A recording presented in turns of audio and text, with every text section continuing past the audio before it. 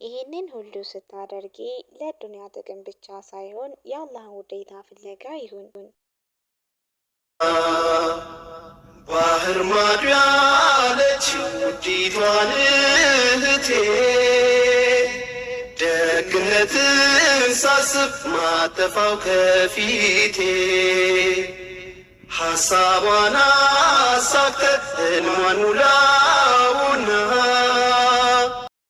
አሰላሙ አሌይኩም ወራህመቱላሂ ወበረከቱ። ውድና የተከበራችሁ የሳሙ ዩቱብ ቻናል ተከታታይ ቤተሰቦች፣ ውድ ሀገሮች ልጆች፣ ከሀገር ውስጥም ከሀገር ውጭም የምትገኙ ኢትዮጵያውያኖች እንዴት ናችሁልኝ? ከኔ ጋር አልሐምዱሊላህ ረቢል ዓለሚን ሁሉ ሰላም፣ ሁሉ መልካም ነው። በያላችሁበት ሀገርና ቦታ የአላህ ሱብሓነሁ ወተዓላ ሰላምና እዝነት ጥበቃ ራህመት ሁሉ አይለያችሁ እያልኩኝ ልባዊ ምኞቴ ነው። ዛሬ ላይ የአላህ ሱብሓነሁ ወተዓላ ፍቃድ ሆኖ ለመገናኘት በቅተናል ማለት ነው። ስለዚህ አልሐምዱሊላህ ስንገናኝ ታዲያ እጅግ ደስ እያለኝ ነው። ምክንያቱም ደስ የሚሉና አሪፍ የሆኑ ጊዜያቶችን እንደምናሳልፍ ተስፋ አድርጋለሁ ማለት ነው። መልካም እንግዲህ ዛሬ ላይ ለእናንተ ወሳኝና አስፈላጊ ያልኩትን ትምህርት እየላችሁ መጥቻለሁኝ። ወደ ትምህርታችን እንገባለን። ቪዲዮውን እስከ መጨረሻው ፍጻሜ ድረስ ተከታተሉ ስል በድጋሚ በአክብሮት እጠይቃችኋለሁ ማለት ነው። ዛሬ ላይ እየላችሁ የመጣሁት ለውድ እህቶቼ በጣም ወሳኝና አስፈላጊ ነገር ነው። በባልሽ ዘንድ ተወዳጅና የተከበርሽ የሚያደርጉሽን ነገራቶች እየልሽ መጥቻለሁ። ውድ እህቴ ካንቺ የሚጠበቅብሽ ልብ ብለሽ ብቻ ማዳመጥ ነው። ከዛም በኋላ ካዳመጥሽ በኋላ ደግሞ የተግባር ሰው መሆን ብቻና ብቻ ነው።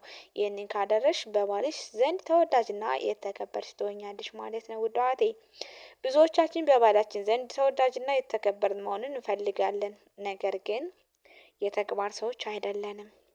ስለዚህ የተግባር ሰዎች እንሁን ማለት ነው።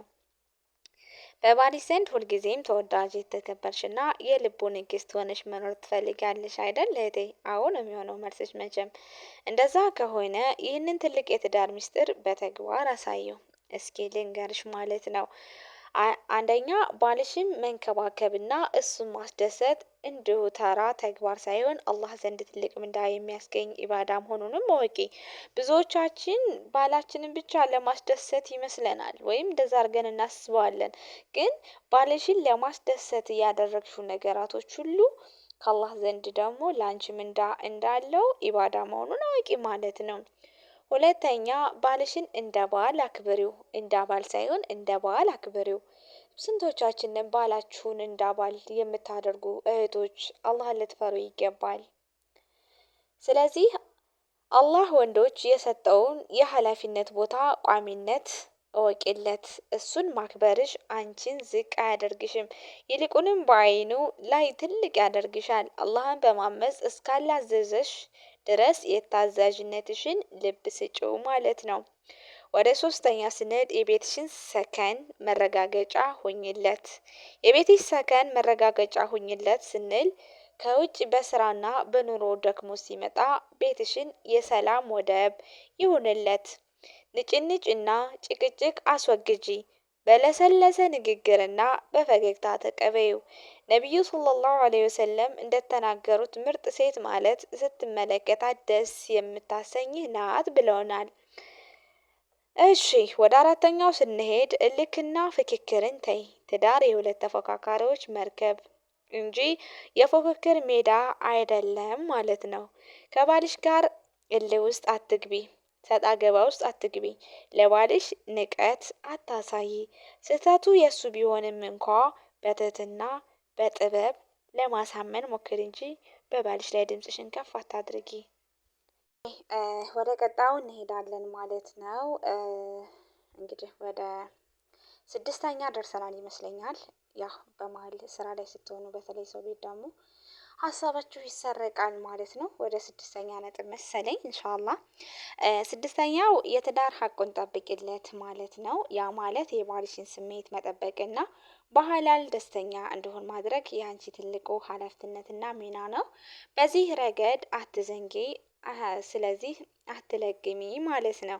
እሱ ካንቺ ዘንድ እርካታን ካገኘ ልቡ ሙሉ በሙሉ ያንቺ ይሆናል ማለት ነው። ወደ ሰባተኛው ነጥባችን ስንሄድ ደግሞ ቤትሽን እና ራስሽን ጠብቂ። ቤቱንን በንጽህና ያዢ፣ ለአንቺም እንድመቸው አድርጊው፣ ለባልሽም በሚያምር ሁኔታ ተዘጋጂ። ይህ ማድረግሽ ለሱ ያለሽን ፍቅርና ክብር መግለጫ ነው። ይህንን ሁሉ ስታደርጊ ለዱንያ ጥቅም ብቻ ሳይሆን የአላህን ውዴታ ፍለጋ ይሁን። ባሌን ካስደሰትኩ አላህ ይወደኛል ብለሽ ነይቺ። ነቢዩ ሰለላሁ ዐለይሂ ወሰለም እንዲህ ብለዋል። አንድ ሴት 5 ወቅት ሶላትን ሰግዳ የረመዳንን ወር ጾማ ብልቷን ጠብቃና ባሏን ከታዘዘች ከፈለገችበት የጀነት በር ግቢ ትባላለች። ኢማም አህመድም ዘግበውታል። እህቴ ሆይ ባልሽን ለአላህ ብለሽ ካከበርሽው አላህ በእሱ ልብ ውስጥ ያንቺን ፍቅርና ክብር ይዘራዋል። ትዳርሽን በኢማንና በጥሩ ስነ ምግባር አድምቂው። ውዷ እህቴ ስለነበረችን አጠር ያለች ቆይታ አመሰግናለሁ። ስለዚህ በባልሽ ዘንድ ተወዳጅና የተከበረች እንስት ከፈለች እነዚህን ነገራቶች ተጠቀሚባቸው። ላለው በያላችሁበት የአላህ ሰላምታና እዝነት ጥበቃ ይለያችሁ። በሌላ ቪዲዮ እስከምንገናኝ ድረስ የምንወዳትና የምናከብራት የምንሳሳላት እማማ ኢትዮጵያ ሀገራችን ለዘላለም ትኖር እያልኩኝ በዚሁ ልሰናበታችሁ እወዳለሁ። ወሰላሙ አለይኩም ወራህመቱላሂ ወበረካቱ። ባይ ባይ።